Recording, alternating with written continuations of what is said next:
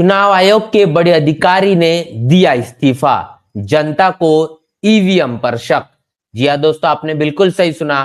मैं हूं पराग महेंद्र, आप देख रहे हैं नेशनल चौपाल। जिस बात का डर था, जिस बात की कहने की उम्मीद लगाई जा रही थी, लेकिन ऐसा विश्वास नहीं बैठ रहा था कि ऐसा कभी हो भी सकता है, लेकिन वो तस्वीर अब भारत ने देखना कहने का आवश्यक है। जहां पर चुनाव आयोग पर अनेकों प्रकार के सवाल निशान समय के मुताबिक खड़े किए जा रहे थे, ईवीएम को लेकर अनेकों प्रकार के सवाल बने थे, लेकिन इन सवालों के जवाब तमाम चुनाव आयोग के जरिए सकारात्मक तौर पर नहीं देखे गए। लेकिन अब एक ऐसी तस्वीर कहीं न कहीं समय के मुताबिक देखी जा रही है, जो कि चुनाव आयोग के खेमे से निकल कर आ रही है।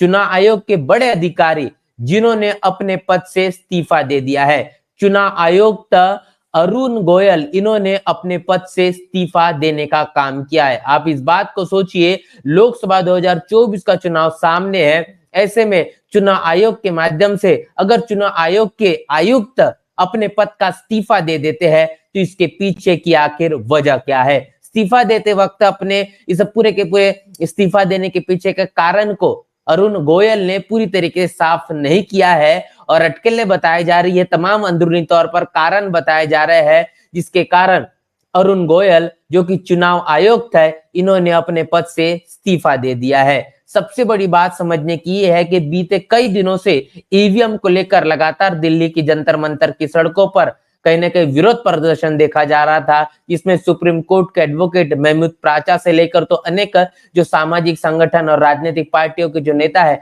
वो बड़े पैमाने पर ईवीएम के विरोध में अपनी बातें कहते हुए नजर आ रहे थे। लेकिन इसके बावजूद भी चुनाव आयोग ने इन तमाम चीजों का सकारात्मक रूप से कोई संज्ञान नहीं लिया और फिर एक बार ईवीएम के आधार पर ही कहने के लोकसभा 2024 का चुनाव करने की बात पर वो अटल बने रहे। लेकिन ऐसे में कुछ चीजें होती है जो कि समय के मुताबिक पर्दा नहीं हटाया जाता, जिसको कहने की उजागर नहीं किया जाता, लेकिन कहीं ना कहीं ये संकेत दे दिया जाता है कि कुछ न कुछ तो बड़ी गड़बड़ है। और वही चुनाव आयोग के आयुक्त के जरिए जो इस्तीफा दे दिया गया है, इस्तीफे का पीछे का एक बड़ा कारण बताया जा रहा है। इसके साथ साथ आपको मैं बता दूं कि अरुण गोयल जो कि बड़े अधिकारी है, चुनाव आयुक्त है, इलेक्शन कमिश्नर है, इनके जरिए जो इस्तीफा दिया है, इस्तीफे को लेकर वरिष्ठ पत्रकार रवीश कुमार, इनका एक बड़ा बयान है और रवीश कुमार के बयान के बाद में काफी कुछ चीजें आप समझ पाएंगे और इसके साथ साथ ये चीजें भी आपको समझ में आ जाएगी कि अरुण गोयल के जरिए दिया गया इस्तीफा और इसके साथ साथ उसके पीछे की क्या कुछ सच्चाई है, वास्तविकता क्या है। रवीश कुमार जो कि एक वरिष्ठ पत्रकार है और अपने बयानों को लेकर, अपने दिए गए तर्कों को लेकर वो जाने जाते हैं। जो बात रवीश कुमार ने इस पूरे के पूरे मसले पर की है, वो बात आपके साथ में मैं साझा करना चाहूंगा कि रवीश कुमार ने अरुण गोयल के माध्यम से दिए गए इस्तीफे को लेकर क्या कुछ कहा। अरुण गोयल ने चुनाव आयोग के पद से इस्तीफा दे दिया है। जब इतना साहस किया ही है तो उन्हें प्रेस कॉन्फ्रेंस करनी चाहिए और कारण बताना चाहिए। क्या उन पर किसी का दबाव था? दबाव किस बात को लेकर था? विपक्ष के राज्यों को लेकर रहा होगा या तारीख को लेकर हुआ होगा?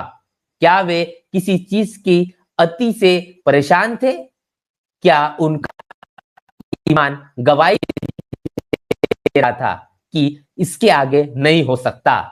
चुनाव आयोग के पद से इस्तीफा हुआ है, फकीर का इस्तीफा नहीं है कि झोला लेकर पहाड़ पर चल दिए।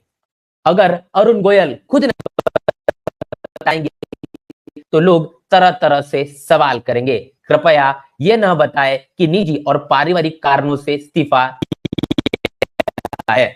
तो जो सवाल खड़े करने का काम रवीश कुमार ने अपने ट्वीट के जरिए किया है, यह कोई साधारण सवाल नहीं है, जो कि कहीं ना कहीं चुनाव आयोग की अंदरूनी तौर पर होने वाली जो प्रणाली है, जो प्रक्रिया है, उसका भी पर्दाफाश किया जा सकता है।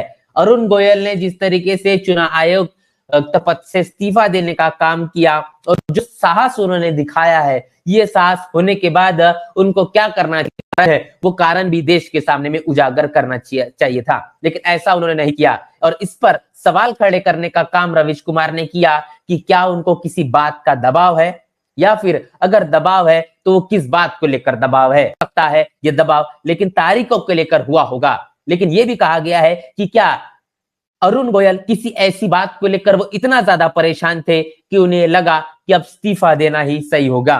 क्या उनका ईमान कहीं न कहीं अब गवाही दे रहा है, क्योंकि एक बहुत महत्वपूर्ण पद पर जिस तरीके से यूपीएससी की कठिन परीक्षा देकर तमाम तरीके से जो प्रशासनिक अधिकारी के तौर पर जिम्मेदारी लेने का काम चुनाव आयोग के जरिए किया जाता है, क्या उनका ईमान गवाही दे रहा है। इस बार वो इतने ज्यादा तंग आ चुके थे कि उन्हें अब ऐसा लगा कि इस्तीफा देना ही सही होगा।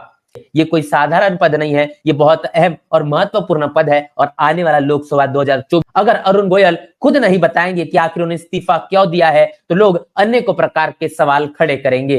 तमाम प्रेस कॉन्फ्रेंस के जरिए ये बात साफ कर देना चाहिए। तो जो बात रवीश कुमार इनके जरिए की गई है और वास्तविकता के आधार पर ये सवाल जो खड़े किए गए हैं, ये सवाल बहुत कुछ कहते हैं। और ये सवाल चुनाव आयोग पर और ईवीएम पर भी कहने के एक संशय खड़ा करने का काम करते हैं, क्योंकि ईवीएम को लेकर लगातार एक संशय का विषय तो बना ही हुआ है। क्योंकि ईवीएम को लेकर तमाम अगर देश में अगर देखा जाए, और इतना ही नहीं तो पूरे भारत के साथ साथ दुनिया में देखा जाए, तो ईवीएम को लेकर अनेकों प्रकार के सवाल निशान खड़े किए जाते हैं। ईवीएम को संशय के घेरे में खड़े किया जाता है। तमाम देशों ने ईवीएम पर बैन लगा दिया है। और इतना ही नहीं तो जर्मनी जैसा देश ने तो ईवीएम को असंवैधानिक भी बता दिया है। लेकिन भारत में ईवीएम को लेकर लगातार चुनावी प्रक्रिया जारी है। और कहीं न कहीं अब चुनाव आयोग की भी ये मंशा नहीं नजर आती कि वो ईवीएम को बैन कर बैलेट पेपर के आधार पर वो चुनाव कराए। और ऐसे में इस पूरे के पूरे अटकलों के बीच अरुण गोयल जो कि चुनाव आयुक्त है, इनका इस्तीफा काफी कुछ कहता है। लेकिन जब तक के अरुण गोयल के माध्यम से ईवीएम को लेकर और इसके साथ साथ उनके इस्तीफे को लेकर सही बयान नहीं दिया जाएगा, तब तक अनेकों प्रकार के सवाल खड़ा करना ये लाजमी हो जाएगा। और निश्चित रूप से सवाल खड़े तो किए ही जाएंगे। आखिर जिस तरीके से ईवीएम पर लगातार तमाम राजनीतिक पार्टियां हो, सामाजिक संगठन हो, अनेकों प्रकार के बयानबाजी करते हुए नजर आ रहे हैं। ऐसे में कांग्रेस के खेमे से हो, इसी के साथ साथ समाजवादी पार्टी के खेमे से हो, बहुजन समाज पार्टी के राष्ट्रीय अध्यक्ष बहन मायावती क्यों ना हो, लगातार बहन मायावती बीते कई वर्षों से ईवीएम के खिलाफ अपनी बात कहते हुए नजर आ रही है। इतना ही नहीं तो उन्होंने बीते विधानसभा चुनाव में जो 4 प्रदेशों में हुआ, उन तमाम जनसभाओं के दौरान उन्होंने प्रत्येक जनसभा में ईवीएम के खिलाफ अपनी बात रखी। इतना ही नहीं तो इसी के साथ साथ हाल ही में जो अपने जन्मदिन के अवसर पर भी उन्होंने ईवीएम को लेकर अनेकों बात कहने का काम किया है। उसके बावजूद भी तमाम राजनीतिक पार्टियों के माध्यम से दिए गए ईवीएम के खिलाफ जो बयान है, उसका संज्ञान न लेते हुए और सुप्रीम कोर्ट में ईवीएम को बंद कर कहीं न कहीं बैलेट पेपर के आधार पर चुनाव करने की तमाम जो दर्जनों अंबार याचिकाओं का लगाया हुआ है, इसके बावजूद भी चुनाव आयोग का